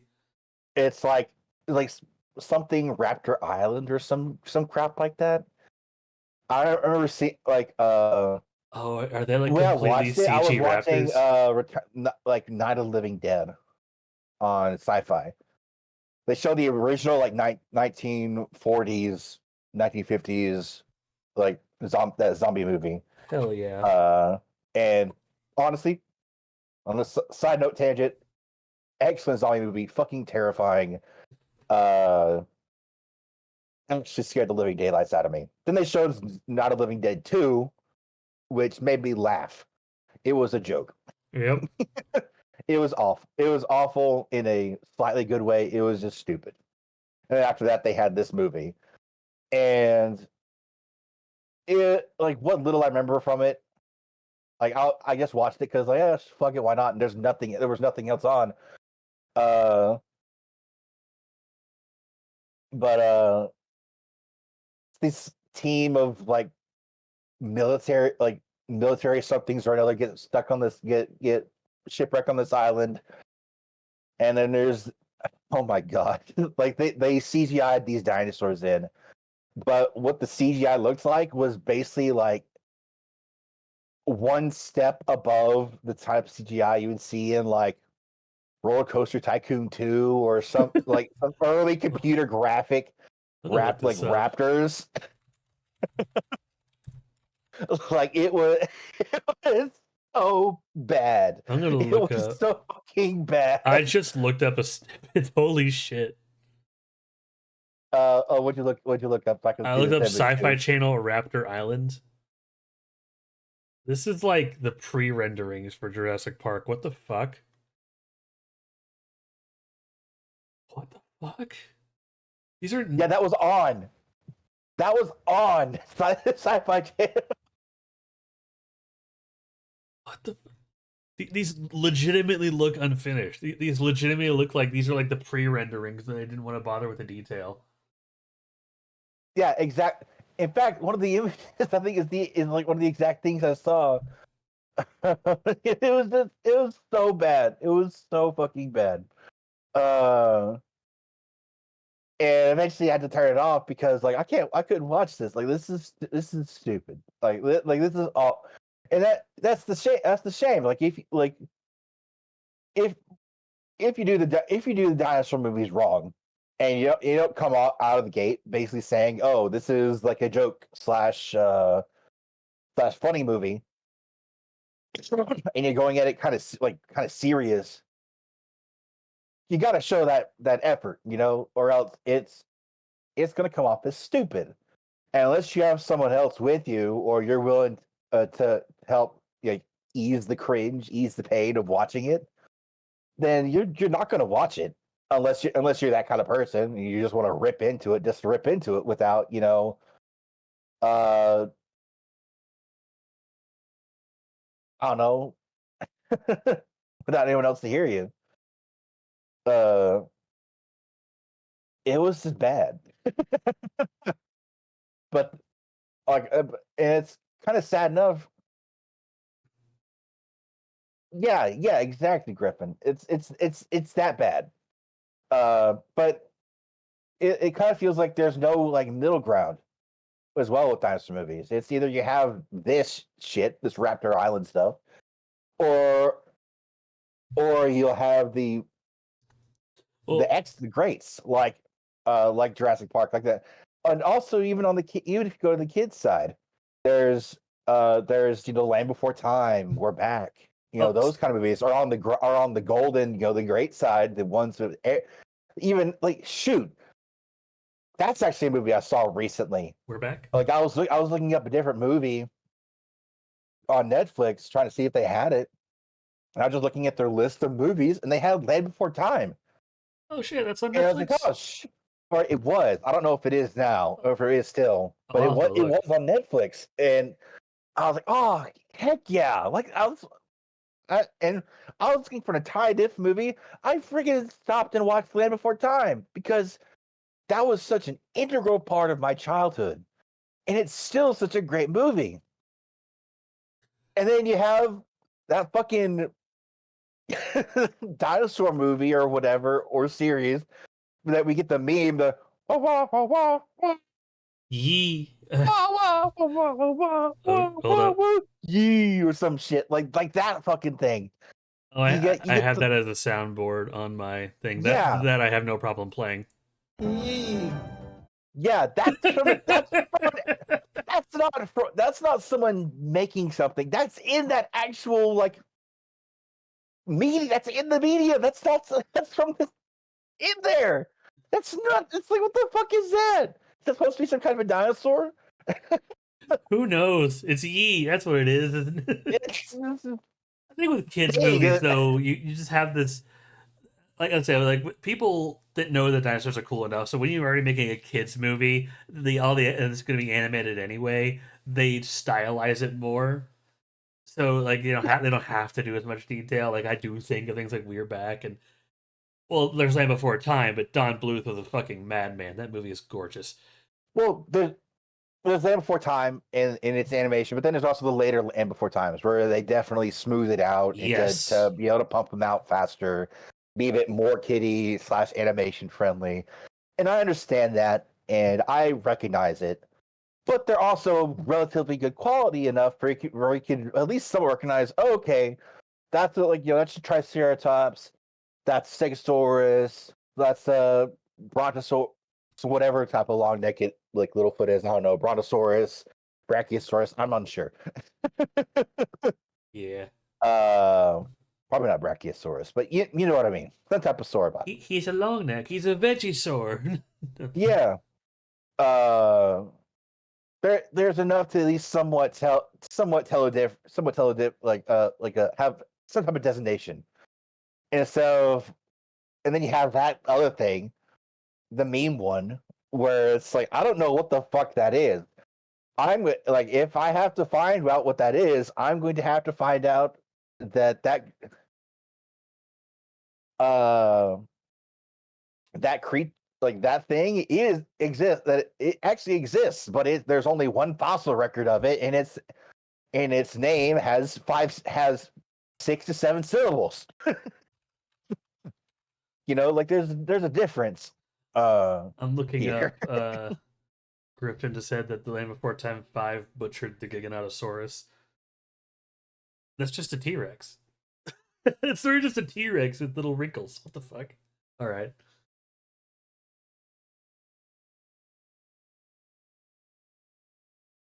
Oh, Sorry, I Oh, but that thing. Oh yeah, no, that was just that was a T Rex. I yeah, remember that. I remember that episode or that movie. yes, that episode. It was pretty much they were pretty much episodes to me. I didn't Yeah. know I was supposed to be a Gigantosaurus. I just thought it was a different Rex. To be fair, as kids, I'm pretty sure that's what we all thought.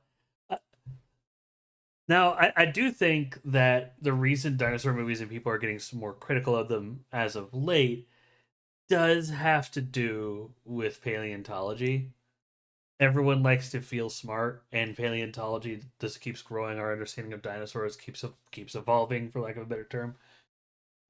And like for instance, the Spinosaurus, we now have very strong evidence and things that believe that the Spinosaurus was actually a dinosaur that basically lived its life exclusively in rivers and swamps, maybe in just shallow lakes.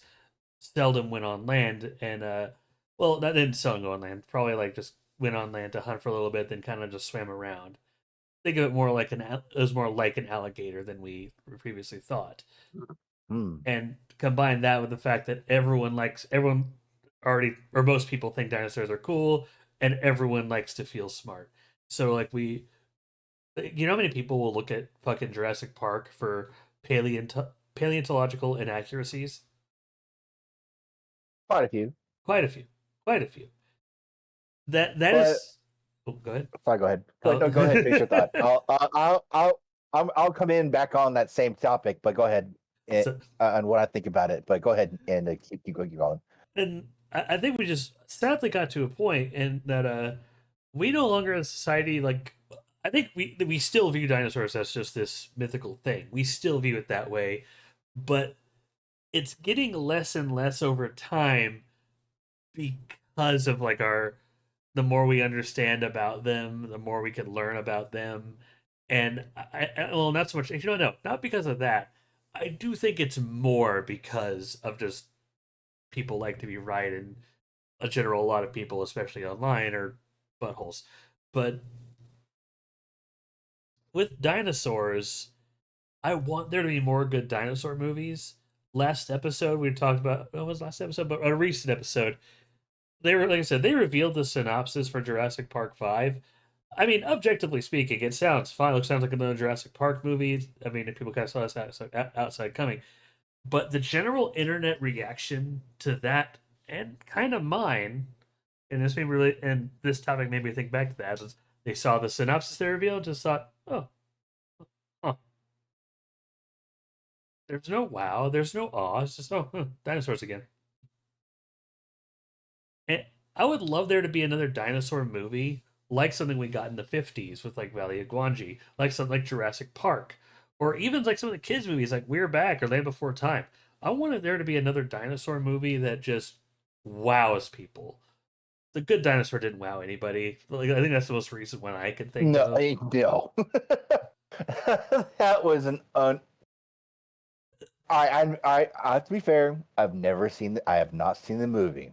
The trailers, however, did not encourage me It, to see the movie it, because it was a bit too kid friendly. so the movie isn't as kid friendly as the trailers. There are some good moments in it. There are some kind of messed up parts in it, but Well, here, I'll make it myself. The stylization seemed a bit too kid friendly. oh yeah, 100%. So I would, as an adult man, I was not encouraged to see it. It did not encourage me to see it. And But go ahead. Sorry. Go no, ahead. no, like it's fine if you didn't see it. Like that movie had a weird. Uh, there were some dark moments in it, but in general, if I were to describe the Good Dinosaur, it is an annoyingly passable movie with some pretty good parts in it. Like the T Rex family and the crazy pteranodon cult are like the best parts of the movie. But they're like legitimate dangers in this world this excuse me this kid has to face. But uh I don't know, like dinosaurs are such a broad topic. I just want to see more of them in movies. I I think so. Actually, you mentioned Raptor Island. I still have that tab pulled up. I think that also is kind of a as fun as some of the Sci-Fi Channel movies are. I also fully believe that in general, Sci-Fi Channel has kind of twisted the public perception on how we view horror and monster movies in the sci-fi genre. How, as a collective, it looks more goofy. In recent years, horror is escaping that trend. There is some bitchin' badass horror movies that have come out recently. The MonsterVerse is doing its part to like, and of course you have stuff like Shin Godzilla doing its part for the kaiju side of things. But I want every aspect that sci-fi kind of dwindled to get its time to shine. And I think we're long overdue for a good, like, I'm not saying the Jurassic World movies aren't good, they're just not different, but I mean a good original monster movie. That is, or rather, a good original dinosaur movie. You know what I mean? Hmm.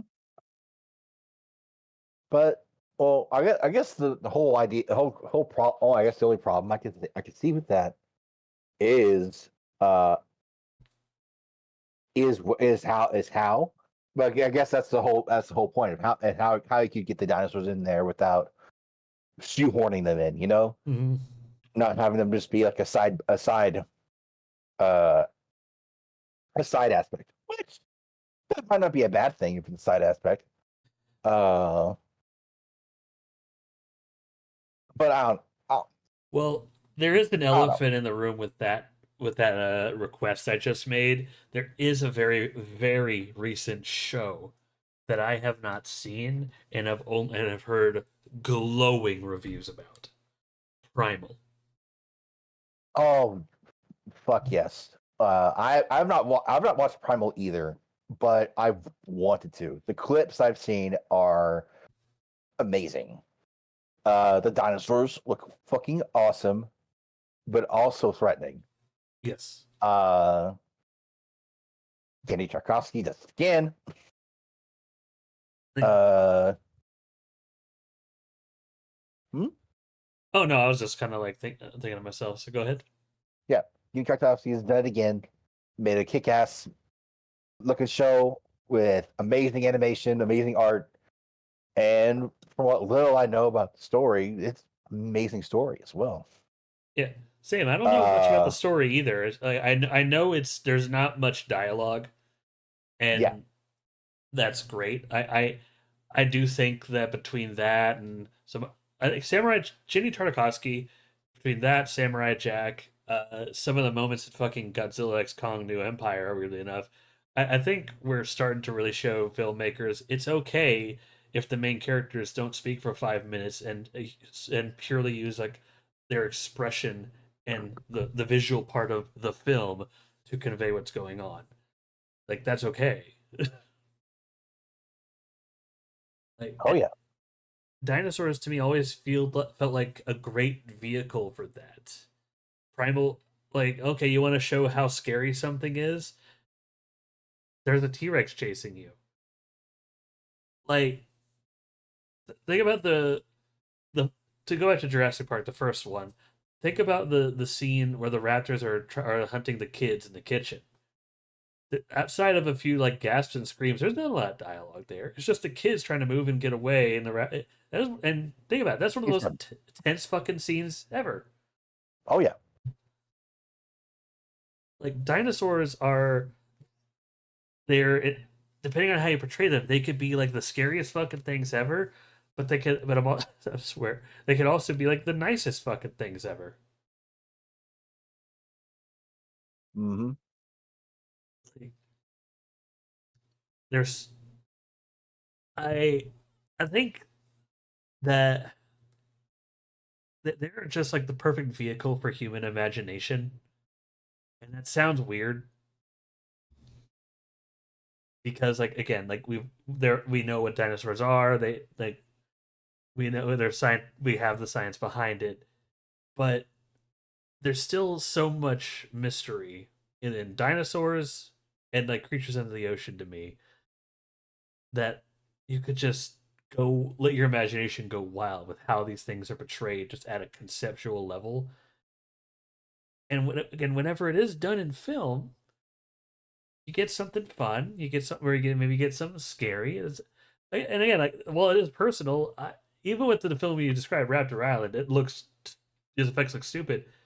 But even that, I kind of want to watch. Like, there's to date not a This one was dinosaur. stupid fun. Yeah, to date, like, I can't think of a movie with dinosaurs in it that I would not mind rewatching at least somewhat. Ah, shoot, damn it! I can think of one. Oh yeah, Not the because of the dinosaurs. oh Maybe a little bit because of the dinosaurs, but is it Raptor Island? no. After I wouldn't watch again by myself, but I'd watch with somebody just to at least riff it. Uh, what I'm thinking of is the Ark animated series. Oh yeah, so I haven't rewatched that, but here's I that one's in a weird spot for me because I'm kind of burned out on Ark the game. I like Ark the game. I respect Ark the game. I'll gladly pop it back up eventually, and I worry I'll feel the same about the show, where I'm just gonna watch it. And go, oh, it's just fine. I just I'm still I because of our experience in an Ark and just some of the negative stuff tied to it and the server. There's still like this. It sounds melodramatic as fuck to say I have a little bit of a mental scar, but like specifically I tied get to it. Ark. But so like I want to see the show, but like I don't know if I'll be able to properly Uh, enjoy it. So and I'm not saying against I'm the I'm dinosaur I'm saying movie. this as someone who saw it. I don't know if you'd be able to enjoy it anyway because they had fucking potential. There was so much potential. If they had just slowed it the fuck down a little bit. Uh, and honestly, keep the political slash, like this sounds awful to say. I can't think of any, and I guess slight spoilers if you were out there, they do go on a bit on trying to explain the main character, uh, and trying to explain her thought process on some certain things about there is a lot of telling basically instead of showing in that Mm. series, especially in the backstory of Helena Walker or Helena Walker. I can't. I think that's her name. Main character. Uh, and like on how and honestly, it's kind of not that needed. If it was just like just showing some history about her like at the beginning of an episode, like while she like say she gets knocked out while she's laying unconscious, we get to see some history. Okay, yeah, that's fine. Uh, especially if it applies to what's going on. But uh, there were there was so much missed potential. Uh, the main antagonist or one of the main antagonists in the lore of the game, he slowly goes power hungry and crazy over time. In the show, and oh, this is of course over the experience of the main character from the show in the game, knowing him, he goes mad with power over time. He doesn't start off that way. In the show, boom, he's like that from the very beginning. In the show, Hmm. uh, yeah, uh, there. That's one example. I don't want to go. I don't want to like spoil the whole thing just in case there is someone who wants to watch the series to get an idea for themselves. But there are so many. There are quite a few things where if they had just fucking slowed down and thought about it, if they had followed the story of the game a little bit more a little bit more closely, it would have been great. There, but instead they fucking decided to add this political message,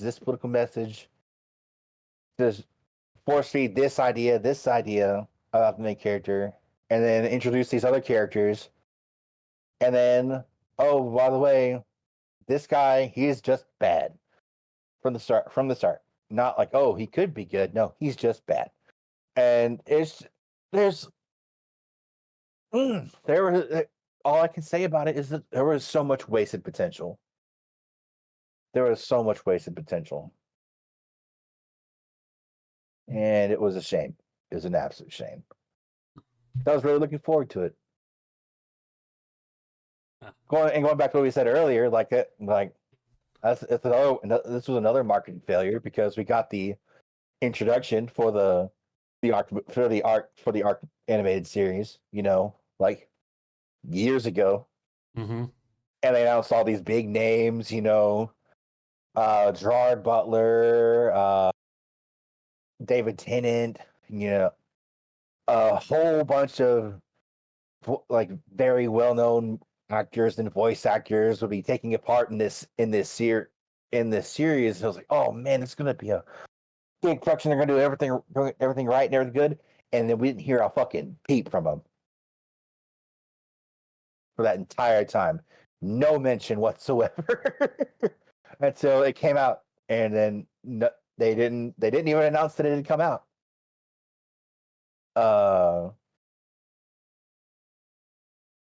It was like they were ashamed of it. Well, Which that's to me that's like a wild card thing. That's a whole other issue. Well, and we're getting really, really, really off topic. Technically on topic because it's about a series where well, one it's of the still main, source. yeah, it's still dinosaurs, but still, it's damn. It could have been so good, Sam. It could have been so good. It could have been, but Uh, well, stand on high because we'll wrap up here in a second. yeah, But there are most dinosaur movies are end up being amazing, but much like Godzilla, actually much like a lot of good notable series, how dinosaurs are portrayed in movies varies, but outside of very very few exceptions, if you're looking to have fun with a movie, find something with a dinosaur in it. oh yeah, definitely. Like it's either gonna be fun because it's so laughably bad, or it's gonna be so fun because it's like you get Jurassic Park, or it's gonna be like a kids movie, like We're Back, and just you're gonna have a time. For some reason, Sorry, go yeah, ahead. yeah, for some reason you're gonna have fun. Like there are very few exceptions to that. Oh yeah, like, and I know I'm pretty much all complained about the arc series. There were moments that were relatively enjoyable, where it's just like where concerning the dinosaurs, it's just like, oh yeah, I recognize that thing. It's like, oh man, y'all screwed now, like there's all sorts of like even through the bad moments, there were times where uh there was enjoyment to be had, and I'm pretty sure that's pretty much what you were saying there, man. To Kaiju to Yeah, I guess to follow up what you were saying, yeah, I agree. There's definitely if the series is has dinosaurs in it, there's going to be you know plenty of ways to to enjoy it. yeah. But I guess with that, move on to the closing of this wonderful wonderful episode. Uh, Thank you for being here with me, It Mr. was a pleasure. Chakaron. Yes, we had a fun time. Unlike the previous weeks, there won't be a wheel. I'm afraid. Uh, I broke it. I'm sorry. no, you didn't break it. You didn't break it. I spun it too fast, man. It flew off. I was trying to Can't save hide it from you. you. Okay, fine. So because There's a hole in the wall right over there. Chakaron broke the wheel, so For it'll take me time to fix it. For the next 2 episodes, we're not going to have a wheel. That is because the next 2 episodes of the podcast, the category has essentially been decided. Because we're sticking to the bi-weekly format, in 2 weeks will be our last show before Halloween. We are making that our next episode, the spooky month episode, the Halloween episode of the Kaiju Corner. I'm gonna have to see if I can get somebody on here. We're gonna talk about the most Halloween movies ever to Halloween in the side of Halloween.